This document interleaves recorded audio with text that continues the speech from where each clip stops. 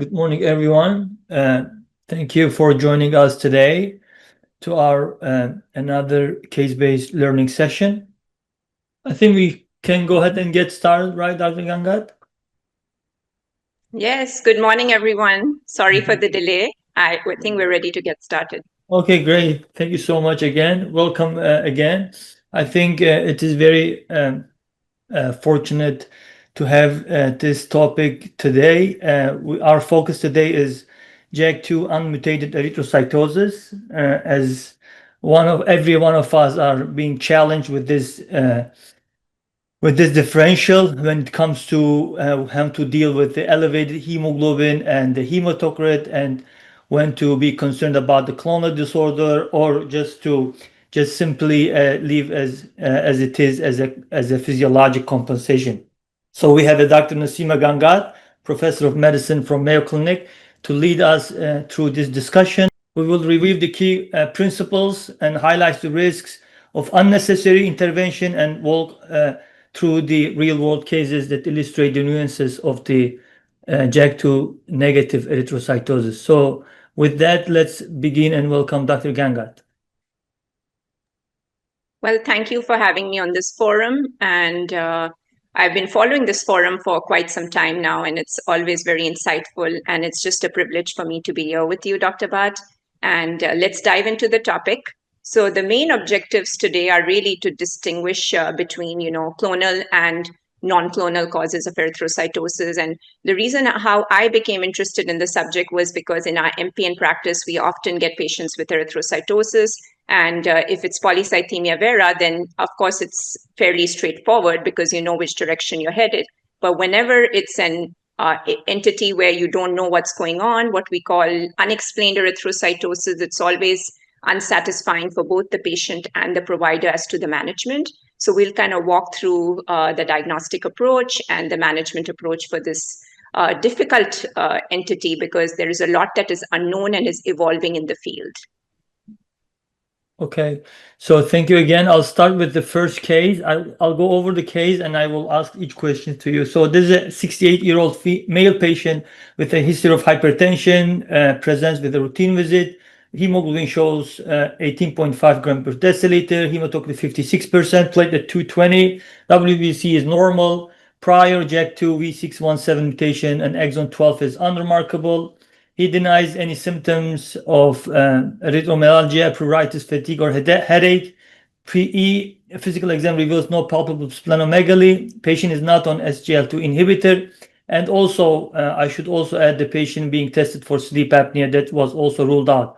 So the bone marrow did not show any polycythemia vera, fibrosis findings, or any myeloid mutation that is concerning for any clonal disorder. So the first question for this JAK2 negative erythrocytosis patient with this hemoglobin of 18.5, what is the critical next step in diagnostic evaluation? And then why is this so important to make a algorithmic differential for this high erythrocytosis? So let's dive into this case, and this is something we encounter fairly commonly in our referral practice. So as you can see, this is an isolated elevation of the hemoglobin and hematocrit. The platelet and the white count are normal. There's no other features suggestive of an MPN based on the clinical history, but you can have patients who may not have like pruritus or splenomegaly on exam. So that's not really a foolproof for the differential. Some of the things that we need to be very careful about is, do we have prior counts? Is this acquired? Is this like a lifelong process? And for some patients, we're not able to gather that data, but there are instances where you may have a CBC from 2 years ago, which was completely normal. Then you know this is an acquired process. So for this patient, I think a thorough history of prior hematocrit counts, the medical history is here, history of hypertension, whether there was any evaluation for renal artery stenosis, or something, a peripheral hypoxic process that may be giving rise to erythrocytosis. So there are quite a few things in the history. A medication review is key here, and Dr. Bhatt had on the case that there was no SGLT inhibitor used, there's no testosterone used that I can tell from the history. So those are some of the things that we can quickly glance at and tell. The patient was subjected to a bone marrow biopsy, unfortunately, and we want to avoid unnecessary testing in these patients. And I don't think a bone marrow biopsy was mandated. The JAK2 analysis was negative, and that is about 99%. It covers it. And we don't have an erythropoietin level. The erythropoietin level is actually a key test which can help differentiate some of these entities. It is not always useful, but if it is elevated, then you know there could be a paraneoplastic process like a kidney tumor or a liver neoplasm that we might be missing. And if it is subnormal, then we think about EPO receptor mutations. Is there like a link SH2B3 mutation? In this case, an NGS was performed, and I'm presuming the NGS covered the SH2B3 link mutations. So the next step really for this patient would be to get an idea of whether it's an acquired process or a lifelong process. There was no family history mentioned, so I'm presuming this was an acquired process. And then is to get an EPO level, which is a more basic test compared to subjecting him to a bone marrow biopsy.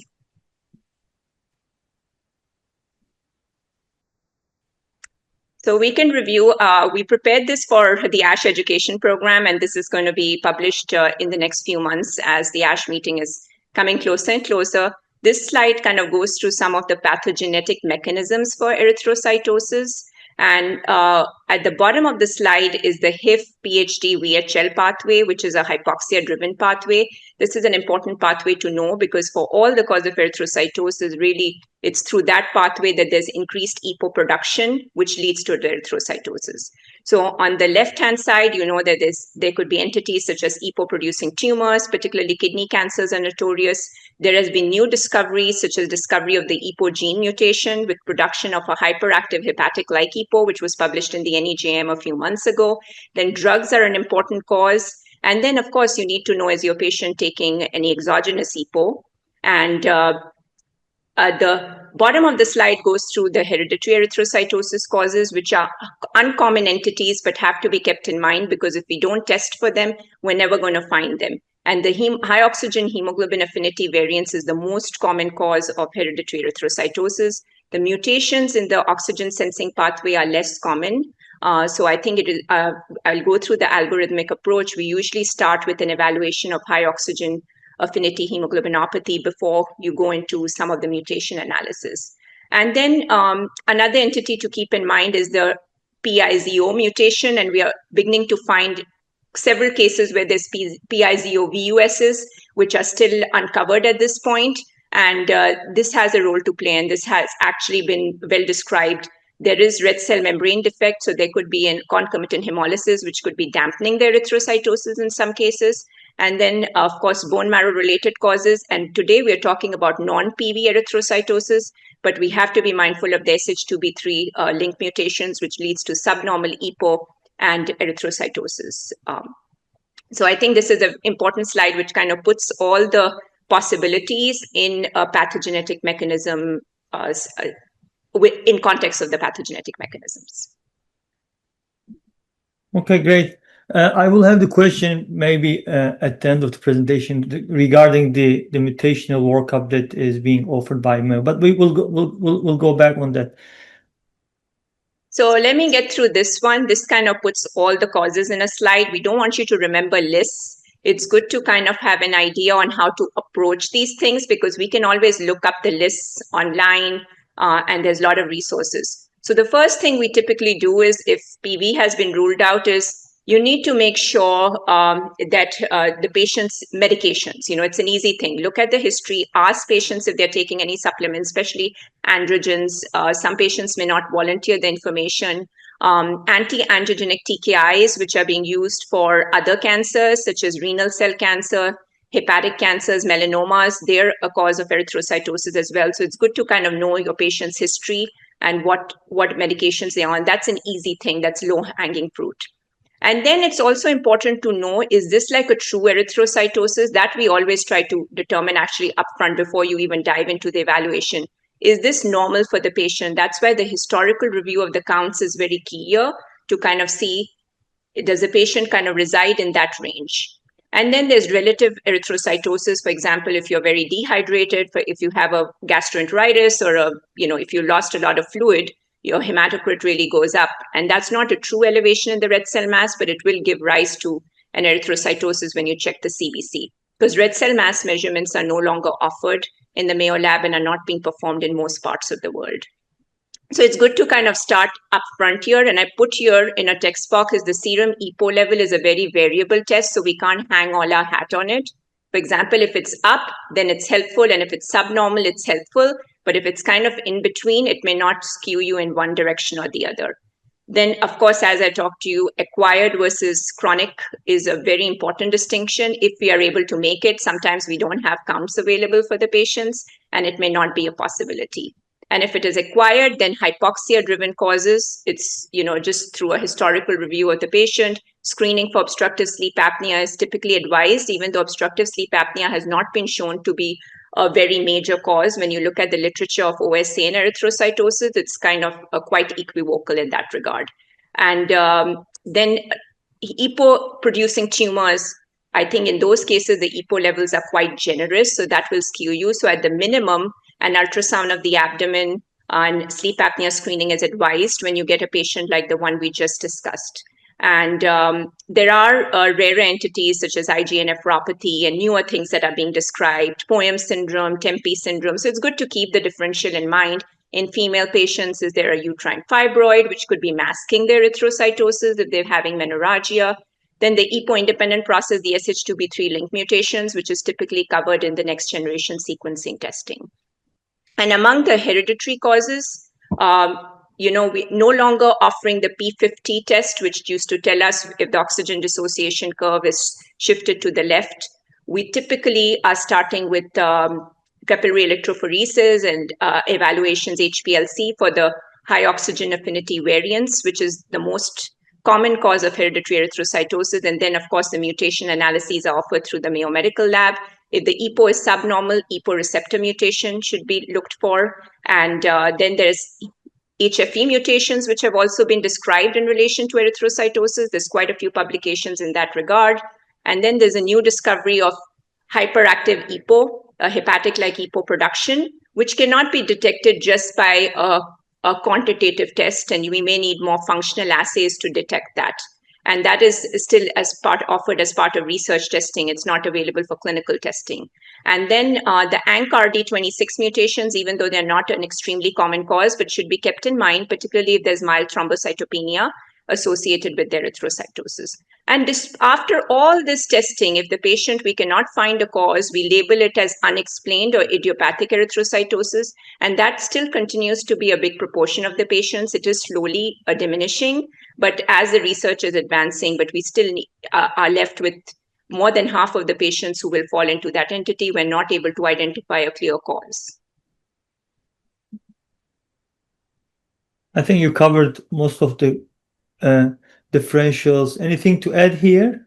I think this slide kind of refreshes what I covered in the previous slide, but more in terms of the testing. So I think EPO, as we talked about, it may or may not be helpful. So once again, emphasizing that then secondary acquired erythrocytosis workup is really putting on the internist hat, doing your overnight oximetry. If the patient has COPD, is there anything concerning for a cardiac entity, sending them for an echo with shunt study. And then at the bare minimum, abdominal imaging to make sure there's no renal or hepatic lesions, and an overnight oximetry is what I typically do in my practice. And here, the Mayo Lab actually for the hereditary erythrocytosis offers an algorithmic approach. They start with evaluation for the high oxygen affinity variants, and then they kind of move down the spectrum. If they're not able to detect one, then we kind of move to the oxygen sensing pathway mutations and do the sequencing for the genes that are involved in the oxygen sensing pathway.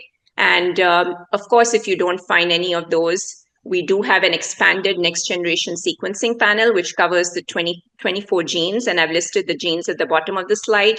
Those are not extremely common. These are all rare entities, but at the same time, if we evaluate for them, we may be able to put together collaborative efforts and be able to make sense of these and see if there are cases that fit into any of these. And bone marrow biopsy, I should emphasize here, is discouraged for non-clonal erythrocytosis. Only if your EPO is subnormal and you have a high clinical suspicion for a clonal cause, it may be done, but the use of bone marrow biopsy really is not needed in the diagnostic workup. The mutation screening should cover the JAK2 exon 12 through 15, just to tell you. The most common mutation is the V617F, which resides in exon 14 and exon 12, but we usually sequence all the exons just to make sure that there's no atypical non-canonical JAK2 mutations. Okay, great. Okay, so again, same patient that was tested. I have not really disclosed what has been done for this one, but in general, with this idiopathic erythrocytosis cases, when do you recommend the low dose aspirin, and what is the threshold for therapeutic phlebotomy? So I'm presuming this patient was worked up and we didn't find any identifiable cause. So I think we just have to use our best judgment. First of all, any modifiable risk factors like hypertension should be well controlled in this gentleman.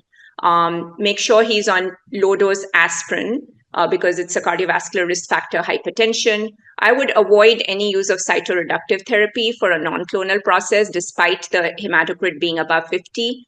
And really basically address the underlying causes. And in this case, we didn't find a cause and he's not symptomatic, so we don't necessarily recommend phlebotomy. The question is, how comfortable are people watching a hematocrit above 50?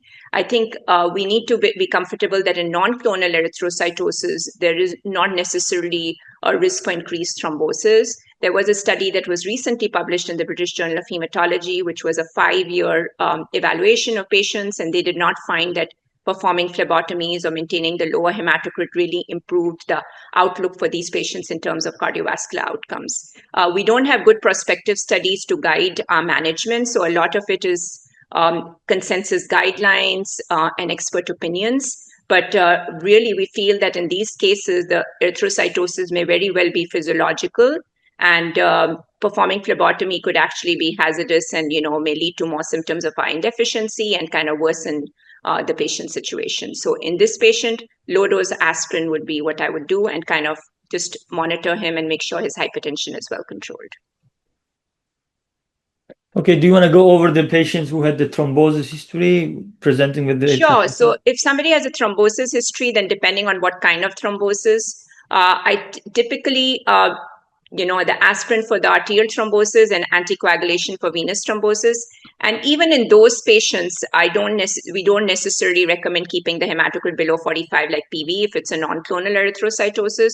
So just to kind of emphasize that, I think in those patients, we have to just make sure that we have ruled out a clonal cause of erythrocytosis. So be comfortable with your workup. Even if you have to kind of repeat JAK2 testing, make sure you do that through different labs so that there was no false negative testing. And the patients who are symptomatic and the symptoms are also pretty non-specific in these patients, then it is reasonable to do a trial of phlebotomy, see if they feel better, and if there is a lower hematocrit that is comfortable for them. And then you target a hematocrit that brings about symptom relief rather than an actual lab value such as below 45 for PV. For non-clonal erythrocytosis, actually 45 might be too stringent. So even in the situations where we do phlebotomies, most of them are being maintained below 50. Okay, and on the left-hand side of this slide, actually, we have discussed all the other situations. For example, if somebody is on anabolic steroids, you may want to hold, for example, testosterone therapy. There are particular guidelines by the Endocrine Society. Then if there's SGLT inhibitor use, which is a very important cause these days, we typically do not recommend discontinuing therapy because the erythrocytosis is felt to actually be a protective mechanism to improve cardiovascular outcomes in these patients. So basically what the message for this slide is that it is a very individualized approach and you have to take it on a case-by-case basis. And if you have to take a second opinion from experts who've been managing these diseases, it's a reasonable thing to refer these patients to a tertiary center. Okay, great. I think I want to complicate the question a little more because I usually tell the fellows that symptoms of hyperviscosity is not going to be present for months, for years. They will have some hyperviscosity symptoms as acute mental changes or visual problems or some sort of palpitations with the tachycardias. Do you second with that statement? I think I've seen a very variable spectrum. I've seen some young patients with a lot of symptoms, chest pains and headaches and not being able to function, complete college and things like that. So I've actually encountered a whole variable spectrum. So whenever I'm in doubt, I kind of offer the benefit of a phlebotomy. So even if I'm not sure, if there is some non-specific symptom, it's reasonable to offer a phlebotomy and see if it alleviates the symptom. Great. And then when we discuss about the thrombosis, because sometimes we may be picking up the very low variant allele frequencies, less than 1% JAK2 mutations. On those cases, we usually go with the bone marrow biopsy just to see if there's any fibrotic changes or PV findings. How do you approach with those cases, like less than 1% VAF patients with JAK2s? That's a very important one. As we struggle with that in our practice all the time, the people we see these patients, and I usually err on the side of treating those patients like PV, especially if they've had a thrombosis history, if they've had a stroke, and even if the JAK2 is like a small level, I'll check the bone marrow biopsy, and sometimes most of the time, we don't find evidence of MPN. But those patients, when I'm in doubt, it doesn't hurt to overtreat those patients. So I do tend to do that if a JAK2 is like 0.8% and they've had a TIA or a heart attack. I will do phlebotomy and aspirin. I probably don't put them on cytoreductive therapy, but at least I phlebotomize them and try to keep the hematocrit below 45. Okay, great. So I think we went over this, right? Anything to add? I think we went over this, but the important thing to add is to kind of I typically tend to still follow these patients in my hematology practice, because sometimes the internists are uncomfortable with these lab values. So I'll still offer them like annual visits and, make sure, their history hasn't changed. That may change my management approach, but I don't think I have anything else to add beyond what we reviewed in the earlier slide. Great. So I'm going to move to the second case, because again, this topic is not usually present in one form. There are several forms. So the second case is a 28-year-old female with a family history of erythrocytosis, hemoglobin 19.5, hematocrit 58%. JAK2 is unremarkable. She's asymptomatic, but she's found to have this EPAS1 mutation. How do you approach to those cases? What is your antiplatelet or therapeutic phlebotomy recommendation for those inherited erythrocytosis patients? I think these are very difficult because there's not enough data to guide their management. The EPAS, the HIF mutation, has been associated with increased risk of thrombosis. So I would make sure that the cardiovascular risk factors, I'm presuming she's a female and there's no other cardiovascular history, I would be cognizant of that. I think low dose aspirin is a reasonable thing. Regarding the phlebotomy, I think the data is pretty conflicted according to the small series that have been published. In this woman, I think the main issue that would come about is pregnancy management, because she's 28 and I'm presuming she may want to have children or has had pregnancy. So I think obstetric management would be another hindrance for these cases, but there is not enough guidance. We have guidance on Shuvash polycythemia, which is VHL mutated.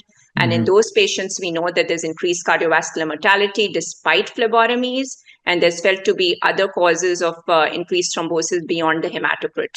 So I think we have to be very careful with management of these patients, and there is no good guidance. So just go by the history, but minimum aspirin is advised. And EPAS and HIF mutations are also associated with other tumors, such as paragangliomas and things like that, neuroendocrine tumors. So this patient should also be kind of monitored to see if there are any signs or symptoms suggestive for that. So in this young patient, there are quite a few elements that would need kind of long-term monitoring. Okay, great. So I think we'll move to the third case, which is the last case today. A 30-year-old female with a history of Eisenmenger, with significant cyanosis, saturation around 70%, hemoglobin 23 gram, hematocrit is 69%, no symptoms of acute hyperviscosity, but always had the flush phase and exertional shortness of breath. So how do you approach to this complicated patients with the therapeutic or aspirin? So this is another one that is tricky. This is associated with secondary erythrocytosis with cyanotic congenital heart disease. And phlebotomy for these patients has been felt to be detrimental because it's a physiological erythrocytosis. So there is data that in patients with congenital heart disease, phlebotomy should be discouraged because it can actually increase your risk of thrombosis and also precipitate iron deficiency, which can also increase your risk for thrombosis.